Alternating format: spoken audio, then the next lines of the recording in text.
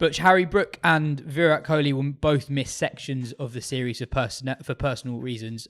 With Brook out, do you just see a straight swap with Ben Foakes coming in and taking the gloves? Yeah, I mean, it's sort of made the question around whether or not Bairstow or Pope gets into the starting 11 a moot one. I suspect they will both play. I suspect that Foakes will indeed take his place at number 7 and keep wicket. Which then, of course, leaves England with the issue of sort of 4 specialist bowlers plus Joe Root. And if the surfaces are as we expect them to be, then 2 of those 4 will be spin bowlers. Mm.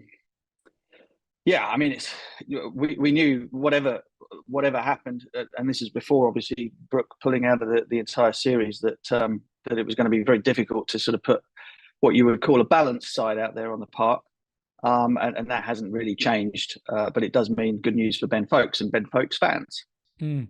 How highly do you rate Joe Root's off spin? It's probably the first time in his career where he'll go into a series considered as a genuine all-round option. He's probably the only genuine all-rounder England will field in that first Test match. Yeah, well, I mean, it's decent. I mean, he isn't a frontline spin bowler, and as was evidenced in the final innings at Edgbaston in that first Ashes Test match, the lack of having Jack Leach on that final day probably cost England the game. Well, along with 1 or 2 other things. Not scoring enough runs in the first innings might be another one. But yeah, I mean, as one of 3, I think he can do a job for sure. And if the pitches turn a lot, then he's as useful as anybody. Mm. And how do you see the rest of the bowling lineup looking? Because England, when they've previously toured Asia under Stokes and McCullum, they had loads of all-rounders to give them a bit of balance. Even looking at Australia doing all right in India in 2023, they had Green to balance the attack so they could play 3 spinners but also field a couple of seamers at the same time. How do you see England balancing that? Well, I mean, they can't. That's the issue. And whatever options, it only leaves them with the option of playing two specialist seam bowlers. And the issue that you have there is that no matter which 2 you pick, it gives you a little bit of an issue. So obviously you can't bowl Mark Wood into the ground; he'll have to be used very sparingly. Jimmy Anderson is not in the first flush of youth, obviously, as well. So and without you remember how devastating it was when the ball reverse swung in that first Test match in Chennai back in, what was that, 2021? So if he gets conditions that are favourable in that regard, then he can be devastating, as we know. But if you don't, then it's going to be a lot of hard slog, and the spinners will have to be able to hold. If you lose the toss and you end up batting first, there's going to be a lot of onus on Leach and Rayan Ahmed, or Leach and Hartley, to be able to hold the game as well as take wickets, just to give to be able to give your seam bowlers enough time off their feet to be effective when the time is right for them to bowl. And it's a big ask on a leg spinner perhaps who's played very, very few games, very few first class matches, let alone Test matches, or on Tom Hartley, who'd be making a debut. And of course, Jack Leach has hardly been in action since the middle of our last summer. So it's going to be tough. India obviously start the series as overwhelming favourites, but how much does Kohli's absence change the equation for you? Because it's a lineup still full of superstar names, or huge names in the IPL, etc. But other than Rohit Sharma, there are question marks hovering over all of them. Jaiswal's at the start of his Test career. Shubman Gill's had a quiet couple of few years in Test cricket. KL Rahul's had a very up and down Test career. Shreyas Iyer's excellent in spinning conditions, but England will have the pace of Mark Wood to cause him trouble. And KS Barrett is someone who, if he plays, he's got, I think he averaged something like 15 in Test cricket.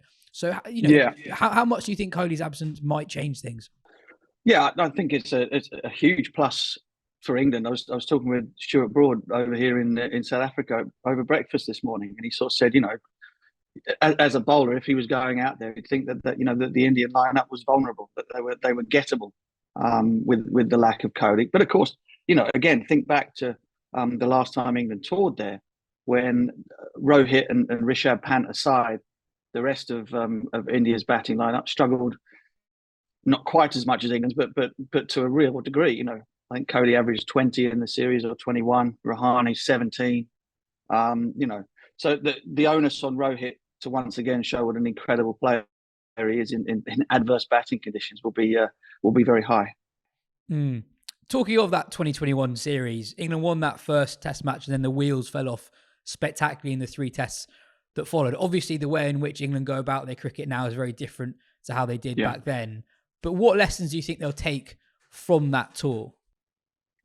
Well, I think they'll know that, and this would come as no surprise because it's the way they play their cricket in any conditions, really.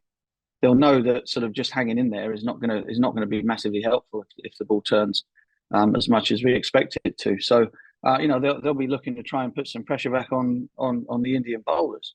And then as far as with the ball is concerned, you can use those conditions very much to your favour if you're able to block off scoring options whilst keeping catching men in. And and Stokes is very, very good at doing that too. I think it's always an underplayed part of his success and England's success under his captaincy, just how brilliant they've been with the ball in terms of squeezing and strangling opposition and creating chances. So I don't think a great deal will change from the way that they played their cricket under Ben Stokes. And I think the lessons that they've learned from that last tour is that they're going to have to take a punt. We might get some very fast test matches, one way or the other. And again, with India being absolute, resounding favourites. But England will figure that their best chance of trying to upset the apple cart there is by throwing them off their rhythm and by trying to put them under as much pressure as possible with the bat, and squeeze as hard as they possibly can with the ball. How do you see the series going? Obviously, India are favourites, but do you think England will nick a couple of test matches at least? I don't know. I mean, people winning test matches in India is a rarity.